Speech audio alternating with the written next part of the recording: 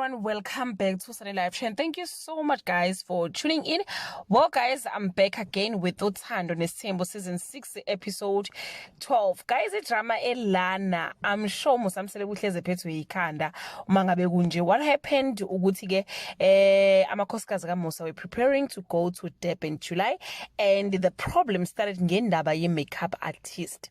Normally Tabulous Touch uyena obenza makeup, and guys I must say umsebenzi wakhe muhle kakhulu. So this time I think it because beku busy ngenxa yokuthi ke beku Durban July, so she came with another lady ezomsiza noma azosebenza nayo.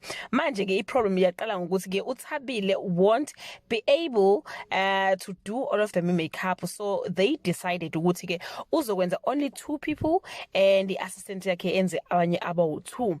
uThabile guys is actually Makhumalo's friend, so the agreement bewukuthi ke uzokwenza uMakhumalo noma Cele osayifriend ke kaMakhumalo enkulu lately.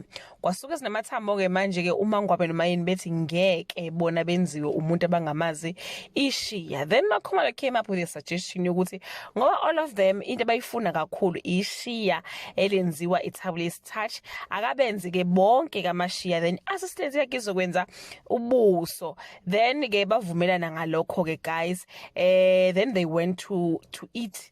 I'm not sure if beku lunch or beku, so they went to eat, and the queen Mayeni told Thabile to do her everything ngoba yena akahle. Kwasuka umsindo ke manje bathi ke uMayeni is bullying them, why yenza kanjalo, why bahamba ngemuva.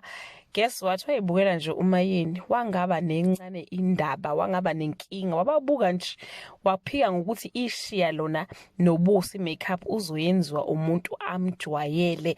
And most people, they like her for that because she always choose herself. Akala ndaba ukuthi abanye abantu bathini, she don't pretend. Wenza nje into efunwa huye. Ukuthi abanye bathini abafazi baMseleku into efuna yena ukuthi ufuna ukwenza uThabile ishiya nobuso. Le agreement akade benayo wavele nje wayithatha wayibeka phansi kweinyawo.